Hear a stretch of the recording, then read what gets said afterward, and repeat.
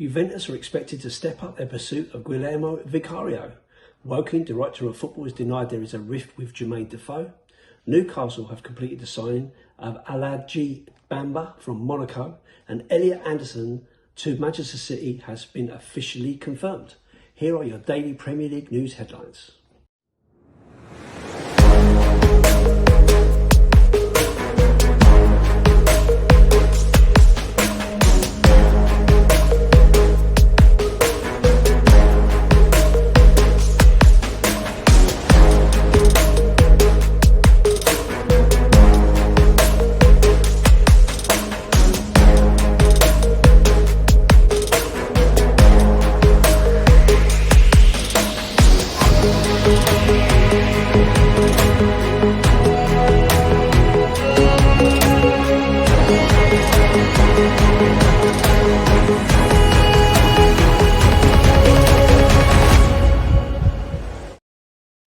Hi everybody, hope you're well. Welcome back to the channel and to another edition of the Daily Premier League News Headlines, where I'll be going through all the latest news, rumours and reports. My name is Lee The Dorset Spur, and if you're watching on YouTube, please like, comment and subscribe to the channel. If you're listening on an audio platform, please do hit that follow button and leave a review if you can.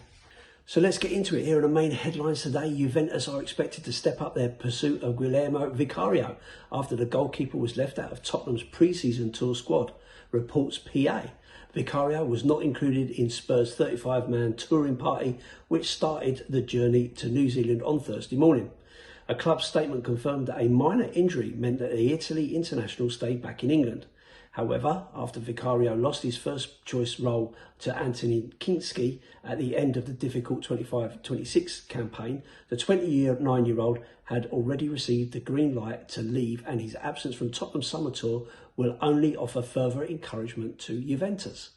Vicario joined in 2023 from Empoli for a deal in the region of £17 million and immediately established himself as number one under Ange Postecoglou, but experienced a decline in form last season, and even after he returned to fitness following a minor hernia procedure, Kinski retained his starting berth under Roberto De Zerbi.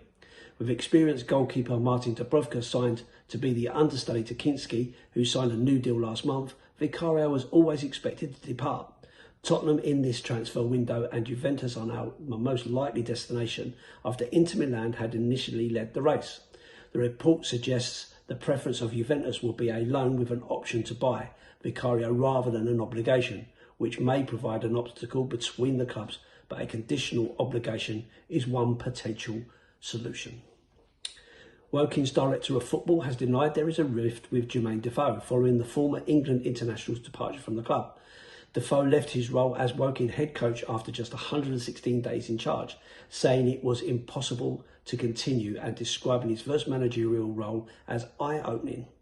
However, Woking director of football Jody Brown has said Defoe was provided with everything he asked for.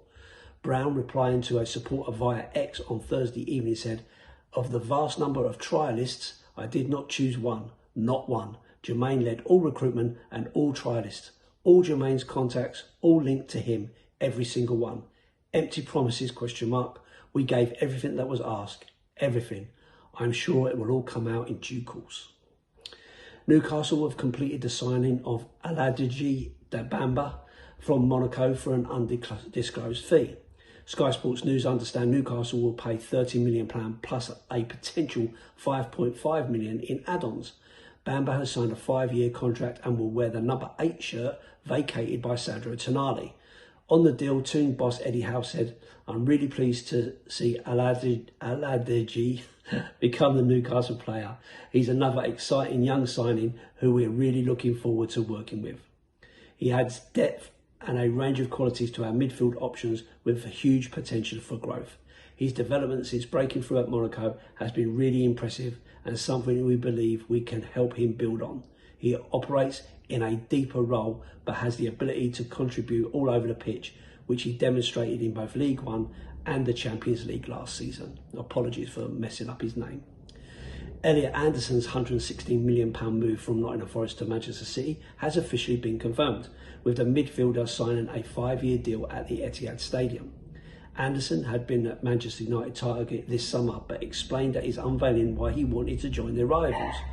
He said, City are one of the biggest clubs in the world and the squad they have is amazing. So strong in every position.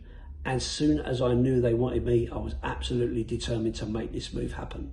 As a footballer, you want to test yourself at the highest level. Being at City means I have that opportunity.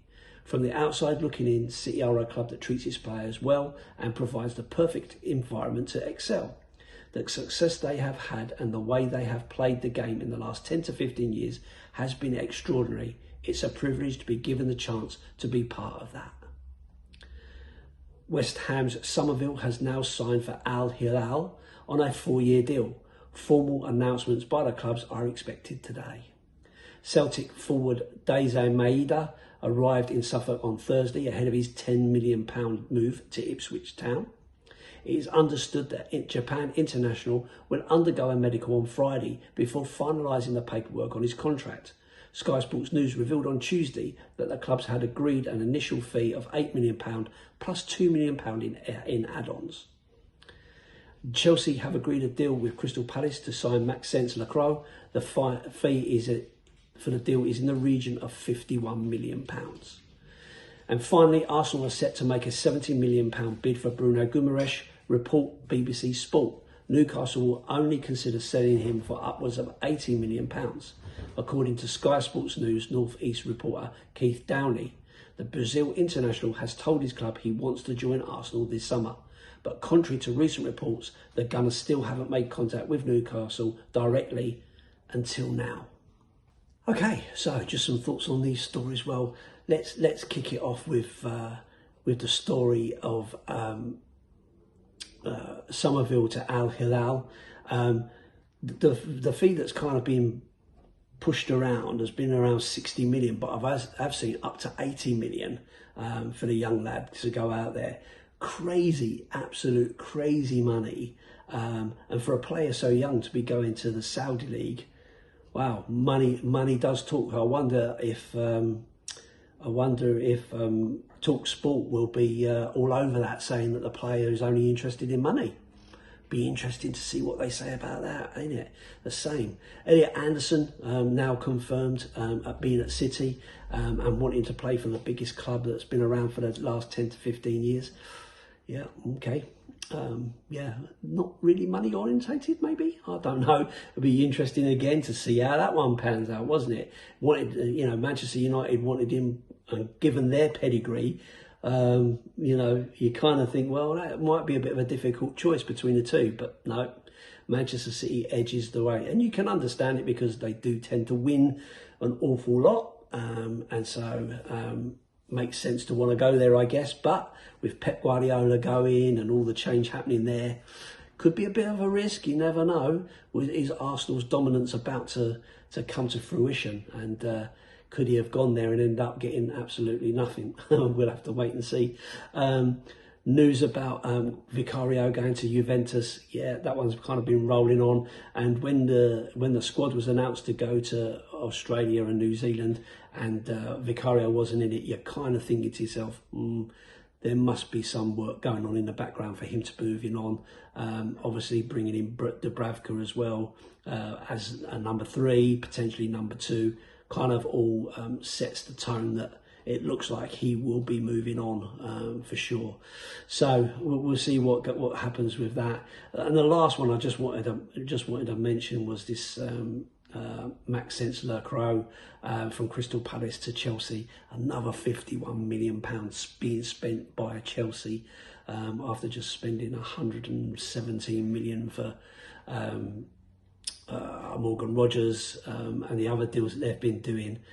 Lots and lots of money being spent by Chelsea. It does beg the question, how are they able to do it? How are they going to balance the books and make this all square in the fair play